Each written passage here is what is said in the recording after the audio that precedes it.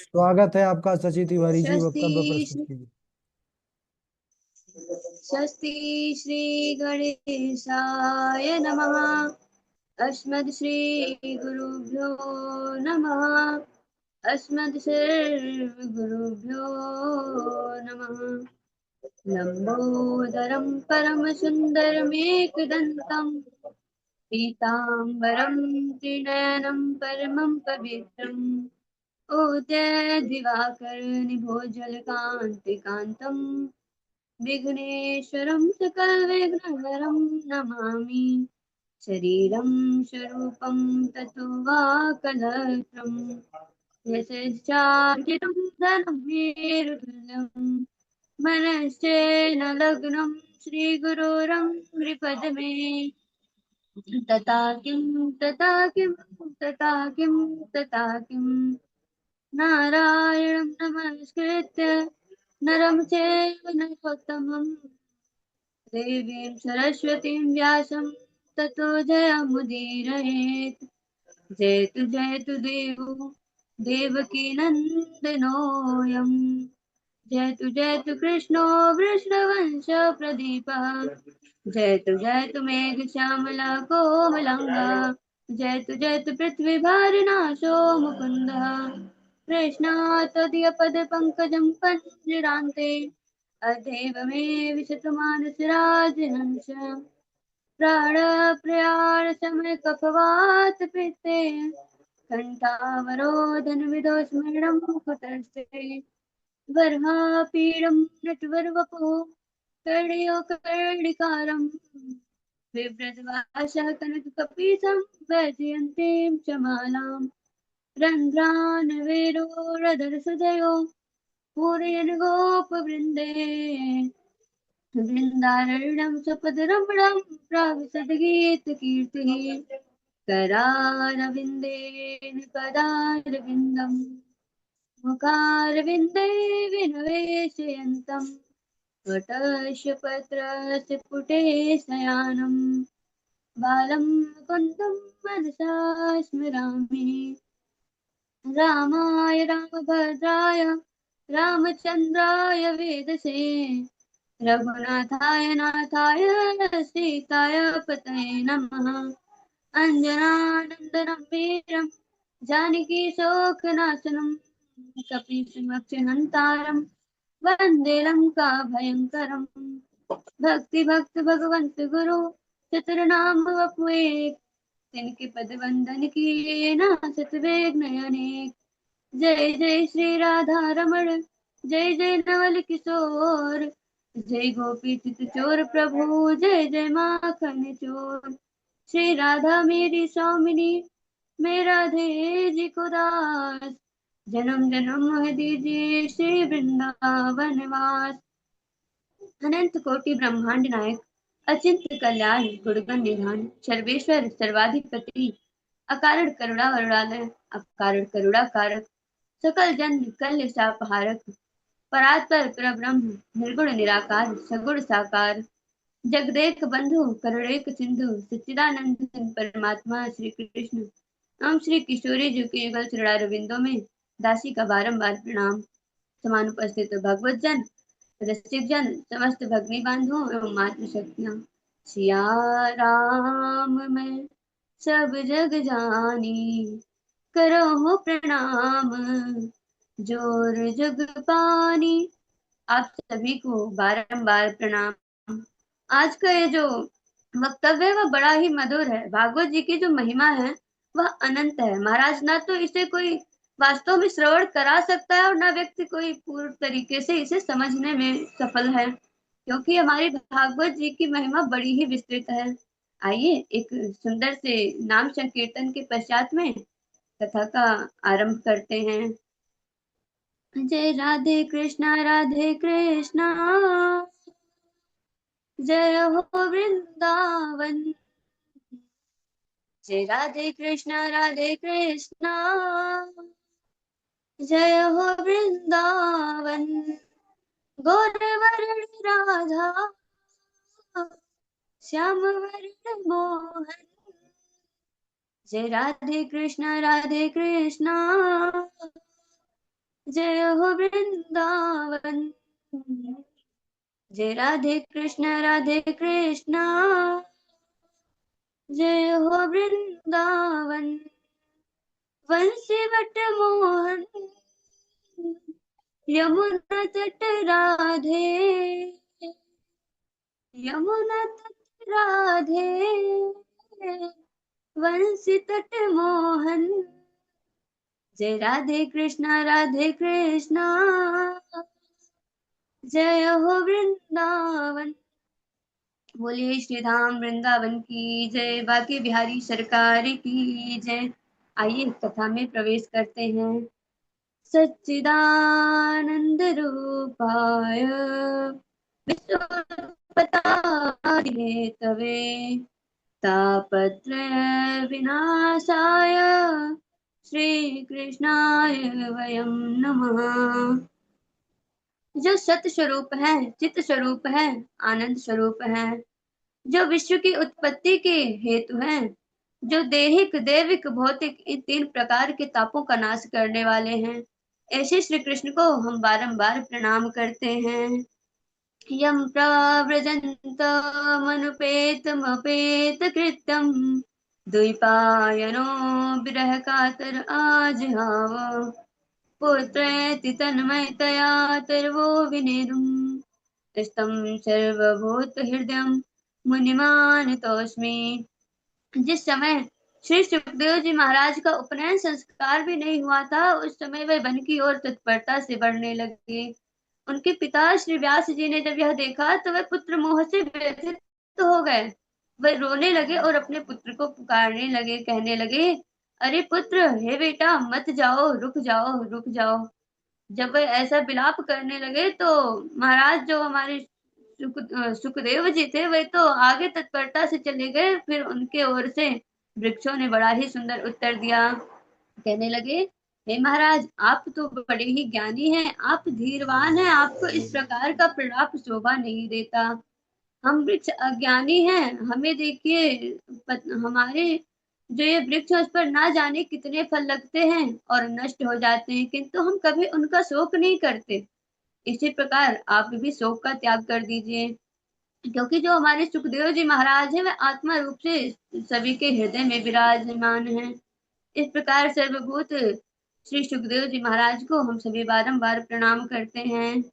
नेमिषेषुतमासीन मभिवाद्य महामतिं कथामृतरसास्वाद कुशला शौनको ब्रवीत तीरथ परम नैमिष विख्याता अति पुनीत साधक सिद्धिदाता। तीर्थों में श्रेष्ठ नैमिषारण्य जो अत्यंत पवित्र है, जो साधकों को सिद्धि प्रदान करने वाला है, ऐसे नैमिषारण्य तीर्थ में विराजमान परम विद्वान श्री सूत जी महाराज, जो कथामृत का रसास्वाद करने में कुशल श्री शौनक जी हैं, उन्होंने उनसे प्रश्न किया। कहने लगे, अज्ञान दांत विध्वंस सूर्यकोटि समप्रभा श्रुतख्यायि कथा सारम मम कर्ण रसायनम। कहने लगे, हे महाराज, आपका जो ज्ञान है वह समस्त अंधकारों को नाश करने वाले करोड़ों सूर्य के समान है। आप हमें कानों में मधुर लगने वाली कथा का श्रवण कराइए। ऐसी कथा का श्रवण कराइए महाराज, जो जो कि किसी विप्रवर के द्वारा, जो वैष्णव के द्वारा कही गई हो, और जो कलयुग में ये जो दुर्बुद्धि जनित व्यक्ति हैं उनका भी कल्याण करे, जो मधुर से मधुर हो, जो परम कल्याणकारी हो। तब आज सूत जी महाराज ने भागवत जी का प्रवचन किया। काल व्याल मुख ग्रास त्रास निर्णास हे तवे श्रीमद् भागवतम शास्त्रम कलु की भाषितम।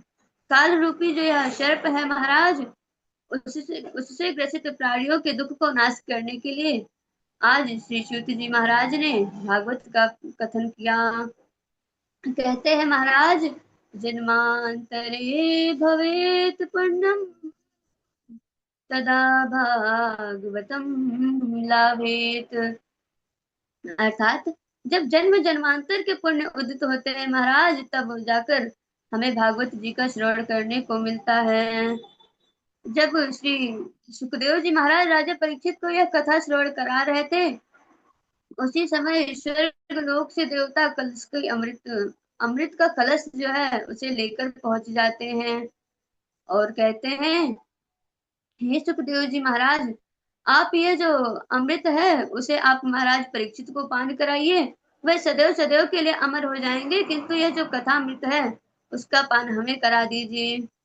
किंतु जब श्री सुखदेव जी महाराज ने देवताओं की इस प्रकार की व्यापारिक बुद्धि को देखा महाराज, तो उन्होंने देवताओं पर बड़ा ही सुंदर व्यंग कसा, कहने लगे, क्वा सुधा क्वा कथा लोके क्वा काचा क्वा मणिर्महान् ब्रह्मणातो विचार्यो तदा देवा जिहास्य। हे देवताओं, कहाँ यह स्वर्ग का अमृत और कहाँ यह कथा अमृत। आप लोग जिस प्रकार एक कांच की तुलना मणि से नहीं की जा सकती, आप लोग भी ठीक उसी प्रकार एक कथामृत और यह जो स्वर्ग का अमृत है उसकी तुलना नहीं कर सकते। इसकी तो कोई बराबरी ही नहीं है महाराज। कहने लगे, जो ये कथा का अमृत है, जो कथा अमृत है, उसका जो फल है वह जन्म जन्मांतरों के जो पाप होते हैं उन कर्मों को छीड़ कर देता है, और जो यह आपके स्वर्ग का अमृत है उसका फल मात्र यह है कि मृत्यु के पश्चात जो व्यक्ति है वह स्वर्ग को जाएगा और पुनः इसी प्रकार सुख को भोगकर पुनः इस मृत्यु लोक में आ जाएगा। जब ऐसा वे कहने लगे, तत्पश्चात सुखदेव जी ने उनको समझाया, कहने लगे कि हे देवताओं, यदि आप लोग इस व्यापारिक बुद्धि का त्याग करके मेरे पास एक श्रद्धालु बनकर आते, एक भावपूर्ण तरीके से आते, तो मैं आप लोगों को अवश्य ही यह कथा सुनाता। किंतु आप लोगों की यह जो बुद्धि है वह बड़ी ही भ्रष्ट हो चुकी है, इसलिए आप इस कथा के अधिकारी नहीं हैं। जब महाराज श्री सुखदेव जी ने इस प्रकार की हंसी उड़ाई, तो फिर देवता लोग उदास होकर मुख लटकाकर ब्रह्मा जी के समक्ष आ गए। ब्रह्मा जी के समक्ष पहुंचकर उन्होंने समस्त जो पृथ्वी लोक पर घटनाएं घटी उसका वृतांत कह सुनाया। ब्रह्मा जी ने कहा, हे देवताओं, तुम तनिक भी चिंतित ना हो। हम आने वाले सप्ताह में देखते हैं कि श्री परीक्षित जी महाराज का क्या होता है, वे कौन सी गति को प्राप्त करते हैं। और आने वाले सप्ताह में ब्रह्मा जी ने जो निरीक्षण किया वह बड़ा ही आश्चर्य था। उन्होंने निरीक्षण किया महाराज की श्री जो परीक्षित जी महाराज थे उन्हें मुक्ति प्रदान हो गई है। तब तो ब्रह्मा जी के आश्चर्य का कोई ठिकाना रहा। अब उन्होंने सत्यलोक में तराजू बांधा। वह सोचने लगे कि ये कैसे संभव है भला कि ये जो ग्रंथ है वह इतना महान है कि किसी को मुक्ति प्रदान कराने में सहायक है, और जो हम हैं हमें इस ग्रंथ का कोई भान ही नहीं है। तो उस स्थिति में ब्रह्मा जी ने सत्यलोक में तराजू बांधा और एक तरफ ब्रह्मांड के समस्त संसाधनों को रख दिया महाराज, और दूसरी ओर जो था सिर्फ भागवत जी को रखा। और आश्चर्य की बात तो यह है महाराज कि समस्त संसाधनों के आगे भी जो ये हमारी भागवत जी है उनकी महिमा भारी पड़ गई। कहते हैं, मेनिरे भगवद रूपम शास्त्र भागवते खलु पठना श्रवणात् छंदो वैकुंठ फलदायकम। इस लीला के पश्चात में सभी देवताओं ने यह माना कि जो हमारी भागवत जी का कथन श्रवण करता है, पढ़ता है, तो वह निश्चित ही भगवत प्राप्ति कर लेता है, वैकुंठ की प्राप्ति कर लेता है। ये जो साप्ताहिक कथा है महाराज, उसे नारद जी ने ब्रह्मा जी से सुनी थी। उसे नारद जी ने ब्रह्मा जी से सुनी थी, किंतु जो साप्ताहिक कथा के रूप में नारद जी ने इसे सुना तो वह सोनक जी महाराज थे। अब इस पर प्रश्न करते हैं महाराज कि ये जो नारद जी महाराज हैं वह तो एक जगह पर ठहर ही नहीं सकते काफी समय तक, तो उन्होंने किस प्रकार ये साप्ताहिक कथा का श्रवण किया महाराज, और किस हेतु से तथा किस स्थान पर इसका श्रवण किया। तो फिर बताते हैं कि सूत जी महाराज की एक विशालापुरी आश्रम में, बद्रिका आश्रम में सत्संग था, तो वहां पे सनकादि समस्त कुमार पधारे, समस्त ऋषि पधारे, तो उस स्थान पर हमारे जो नारद जी महाराज थे वे भी पधारे। उनको चिंता से आतुर देखकर वे प्रश्न करने लगे, कहने लगे, कथम ब्रह्मानदेन मुखम कुतश्चिन्तातुरो भवान् त्वरितं गम्यते कुत्र कुतश्च गमनं तव। हे नारद जी, इस प्रकार आप चिंता से आतुर होकर कहाँ से आ रहे हैं और अभी आप कहाँ को प्रस्थान करने वाले हैं? तब नारद जी ने उनको सारा वृतांत कह सुनाया। कहने लगे, अहम तो पृथ्वी यातो ज्ञात्वा सर्वोत्तमामति। हे मुनीश्वरों, मैं पृथ्वी लोक को उत्तम मानकर वहां पर पुष्कर प्रयाग गया, नेमि सारण्य हरिद्वार कुरुक्षेत्र श्रीरंगम सेतुबंध रामेश्वरम इत्यादि तीर्थों में गया। वहां भ्रमण किया, किंतु जो मन को संतोष देने वाली शांति थी वह मुझे कहीं भी प्रदान न हुई। ये जो महाराज कली काल के अधर्म है वे समस्त दिशाओं में व्याप्त हो गए हैं। कलयुग ने चारों ओर अपना वर्चस्व फैला रखा है, जिससे यह जो भक्ति है, जो धर्म मार्ग है, वह कहीं भी शुद्धता के साथ में दिखाई नहीं देता। यह सब सोचकर मैं यमुना जी के किनारे, जो हमारे श्री धाम वृंदावन है, श्री कृष्ण की लीला स्थली है, वहां पर गया। महाराज वहां पर मैंने एक बड़ा ही आश्चर्य देखा। वहां पर मैंने देखा कि एक युवती थी और उसके समीप में दो जर्जर अवस्था में वृद्ध जन लेटे हुए थे। सैकड़ों स्त्रियां उनको पंखा झल रही थी। इस लीला को देखकर मुझे बड़ा आश्चर्य हुआ। वह स्त्री जो थी उनकी जर्जर अवस्था को ठीक करने का प्रयास कर रही थी, वह उनको बार बार जगा रही थी। और जब उनका नाम लेकर जगाए, वह दोनों बालक जब नहीं जगे तो वे बार बार विलाप करने लगे, रोने लगे। उनके पास में जो पंखा झलने वाली दासियां थी वह भी उसे बार बार संतावना दे रही थी। इस लीला को देखकर मैं उसके समीप चला गया। जो ही मैं वहां पर गया, वह स्त्री खड़ी हो गई, कहने लगी, भो भो साधो क्षणम तिष्ठ मच्चिंतामपि नाशय। हे महात्मन, आप तनिक देर और ठहर जाइए, मेरे दुखों का नाश कीजिए। तब मैंने उनसे पूछा कि हे देवी, आप कौन है, अपना परिचय दीजिए। ये जो जरा अवस्था को प्राप्त हो गए हैं, ये दो बालक कौन है, ये दो वृद्ध कौन है, और ये जो स्त्रियां हैं आपको पंखा झल रही है, ये सभी कौन है? तब भक्ति महारानी अपना परिचय देती है, कहती हैं, अहम भक्ति रीति ख्याता इमो मैं तनयो मतो काली ज्ञान वैरागी नामानो काली युगे निर्जरो। मैं भक्ति हूँ, ये दोनों मेरे पुत्र हैं, ज्ञान और वैराग इनका नाम है। ये कली काल के प्रभाव से महाराज जर्जर हो गए हैं, अचेत अवस्था को प्राप्त हो गए हैं। मैं समस्त जगहों से घूम आई, मैं बहुत से तीर्थों में गई, किंतु मुझे कहीं भी संतोष नहीं मिला और ना ही मेरे पुत्रों की स्थिति में कोई सुधार हुआ। तत्पश्चात में वृंदावन में आई। महाराज, वृंदावन को प्राप्त करके मैं तो नवीन हो गई। वृंदावने पुनः प्राप्य नवीने स्वरूपिणी। महाराज, मैं तो पुनः अपने युवती स्वरूप को पा गई, किंतु जो मेरे पुत्र हैं वह अभी भी अचेत अवस्था में पड़े हैं। अब मैं इस स्थान को भी छोड़कर जाना चाहती हूँ, कृपया मेरा मार्गदर्शन कीजिए। तब नारद जी ने बड़ा ही सुंदर जवाब दिया, कहने लगे, वृंदावन पुनस्तु तरुणी नवा धन्यम वृंदावनम तेन भक्ति नृत्य चा। इस वृंदावन को प्राप्त करके आज आप पुनः युवती हो गई हैं।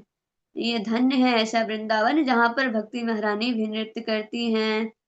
भक्ति महारानी कहती है, हे देवर्षि, यह कलयुग ही अपवित्र है, तो राजा परीक्षित ने कलयुग को आखिर स्थान ही क्यों दिया, इसे स्थापित ही क्यों किया? तब नारद जी महारानी भक्ति को समझाते हैं कि हे देवी, जिस प्रकार एक शारग्राही भ्रमर होता है, ठीक उसी प्रकार राजा परीक्षित ने भी कलयुग के मात्र शार को ही चुना। उसके एक गुण के कारण महाराज परीक्षित ने उसे स्थापित किया। कौन सा गुण है महाराज? यत् फलम नास्ति तपसा न योगेन समाधिनां तत्फलं लभेत सम्यक् कलौ केशव कीर्तनात्। जो यह फल जो समस्त युगों में जो फल नाम यज्ञ तप इत्यादि करने से भी नहीं प्राप्त होता था, वह फल मात्र कलयुग में नाम संकीर्तन से मिल जाता है। कहते हैं ना महाराज, कलयुग केवल नाम आधारा, सुमिर सुमिर नर उतरे पारा। यह बड़ा ही सटीक उदाहरण है इस चीज का।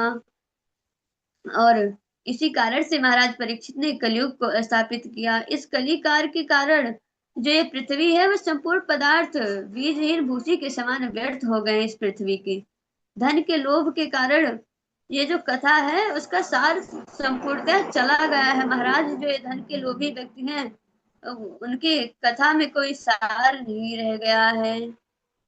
अहम तु युग धर्मो ही वर्तते कश्चिदोषणम्। यह युग धर्म ही है, इसमें किसी का कोई दोष नहीं। देवर्षि नारद के इन वचनों को सुनकर भक्ति महारानी के संपूर्ण दुख नष्ट हो गए। उन्होंने कहा, हे देवर्षि नारद, हम आपको बारंबार प्रणाम करते हैं कि मात्र आपके कुछ शब्दों के उपदेश मात्र से हमारे संपूर्ण दुखों का नाश हो गया। आपको बारंबार प्रणाम है। और जो इस आपका जो यह आगमन हुआ है वह मेरे ही भाग्य से हुआ है। कहते हैं साधुओं का जो दर्शन है इस लोक में समस्त सिद्धियों को प्रदान कराने वाला है महाराज। जयति जगति माया यस्य कायाधवस्ते, वचन रचन में कम केवलम चाकलय्य, ध्रुव पद्मपि यातो यत् कृपातो ध्रुवोऽयम्, सकल कुशल पात्रम ब्रह्मपुत्रम नतास्मि। जिस आपके मात्र उपदेश से कयाधु नंदन प्रहलाद जी ने प्रभु को प्राप्त कर लिया और ध्रुव जी ने ध्रुव पद को प्राप्त कर लिया, ऐसे नारद जी को बारंबार प्रणाम है। हे नारद जी, आपके इस उपदेश से मैं तो संपूर्णतया दुख से दूर हो गई हूँ। दुख ने मुझे छोड़ दिया है। किंतु अब आप ऐसा प्रयास करिए महाराज कि जो मेरे पुत्र हैं, जिनकी ये जरा अवस्था खत्म होने का नाम नहीं ले रही, उनको भी तनिक सुख प्रदान हो। जब इस प्रकार के वचनों को सुना भक्ति महारानी के, नारद जी ने तो जो ये ज्ञान और वैराग्य थे उनके समीप गए, उनको जगाने का प्रयास करने लगे। जब वे नहीं जागे तो एक एक कर नाम पुकारने लगे। जैसे तैसे कर कर वे महाराज जगे तो, किंतु पुनः वे सो गए जम्हाई लेकर। नारद जी ने जब उनकी इस अचेत अवस्था को देखा तो वे भी विस्मय में पड़ गए और नारायण का ध्यान करने लगे। उसी समय महाराज एक भविष्यवाणी हुई। उद्यमः सफलस्तेयं भविष्यति न संशय। उस भविष्यवाणी ने क्या कहा, नारद जी से कहा कि हे नारद जी, आपका जो यह उद्योग है वह भविष्य में अवश्य सफल होगा। यहाँ पर भविष्यवाणी ने भी गुप्त रूप से यह बतलाया है कि वह कौन सा मार्ग है जिसके कारण ज्ञान और वैराग्य की मूर्छा संपूर्णतया दूर होगी। अब नारद जी ने विचार करने लगे। फिर नारद जी सोचते हैं कि ठीक है, अब जब वो जाते हैं संपूर्ण तीर्थों में, जाते हैं साधु जनों से यह पूछने के लिए कि ऐसा कौन सा साधन है महाराज। जब साधु जन इनको देखते हैं तो अपनी अवज्ञा के डर से महाराज वे मौन धारण कर लेते हैं। कुछ साधु तो अपने आश्रम को छोड़कर ही भाग जाते हैं। जब कोई एक निर्णय पर नहीं पहुंचता है तो नारद जी मन में विचार करते हैं कि अब तो तप ही किया जाए, क्योंकि अब इसका निदान तो श्री हरि ही कर सकते हैं। क्यों? क्योंकि तपबल रचे प्रपंच विधाता, तपबल विश्व सकल जगत त्राता, तपबल रुद्र करे श्रृंगारा, तपबल शेष धरे मही भारा। तपस्या करने के विचार से देवर्षि नारद जी बद्र का आश्रम आए। वहां उन्होंने सुनत कुमारों को, शनकादि मुनीश्वरों को देखा है तो उनके चरणों में प्रणाम किया और कहने लगे, हे मुनीश्वरों, आप दिखते तो मात्र 5 वर्ष के बालक के भांति हैं, किंतु आप हैं जो हमारे पूर्वज हैं उनके भी पूर्वज हैं। आप निरंतर हरि शरणम इस मंत्र का जप किया करते हैं, जिसके कारण वृद्धा अवस्था आपको बाधा नहीं पहुंचाती। हाँ, आपसे विनम्र निवेदन है महाराज, हमें जो यह भविष्यवाणी में बताया गया है जो साधन, कृपया करके मार्गदर्शन कीजिए, उस साधन को हमें बतलाइए। तब मुनीश्वरों ने बताया कि हे नारद जी, आप प्रसन्न हो जाइए, क्योंकि यह जो साधन है वह पृथ्वी पर पहले से विद्यमान है और यह सहज है। कहने लगे, श्रीमद् भागवतालापा श्रोतु गीता शुकादिति। यह है श्रीमद् भागवत की कथा, जिसका गान शुकादि मुनीश्वर करते हैं। इस श्रीमद् भागवत के द्वारा ही भक्ति, ज्ञान और वैराग्य के संपूर्ण कष्ट को दूर किया जा सकता है। इससे उनको बड़ा ही महान बल प्रदान होगा। तब इस पर नारद जी को संदेह हुआ। वे कहने लगे कि हे मुनीश्वर, जब वेदांत की और गीता के पाठ से ज्ञान और वैराग्य नहीं सही हुए, तो हमारे भागवत जी से कैसे सही होंगे, क्योंकि यह भागवत जी जो है, वह उनके जो श्लोक और पद हैं वह भी तो वेदों के अर्थ ही हैं। तब मुनीश्वरों ने कहा कि हे नारद जी, जिस प्रकार गन्ने के पर्व में शर्करा मौजूद होती है, किंतु यदि हम खीर बनाते हैं तो गन्ने का पर्व डालने से उसमें मिठास नहीं आती, और हमें डालना तो शर्करा ही पड़ता है, ठीक उसी प्रकार यह भागवत जी हैं। हाँ, ये भागवत जी जो है वह संपूर्ण वेदों का सार है, इसलिए आप इसी का श्रवण कराइए। इसके पश्चात में नारद जी पूछते हैं, हे मुनीश्वर, ये आपने हम पर बड़ी कृपा करी है, अब आप हमको यह बताइए कि हम किस स्थान पर भागवत जी का महिमा का गान करें। तत्पश्चात भागवत की महिमा का गान करने का बड़ा ही सुंदर स्थान बताया है मुनीश्वरों ने। अब समय भी हो चुका है, आइए एक भजन के साथ में कथा को विश्राम देते हैं।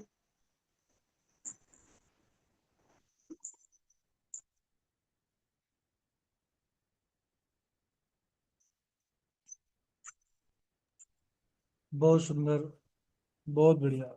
ठाकुर जी कृपा बनी रहे। शशि तिवारी जी, बहुत अच्छे से आपने पूरे वक्तव्य को गाया।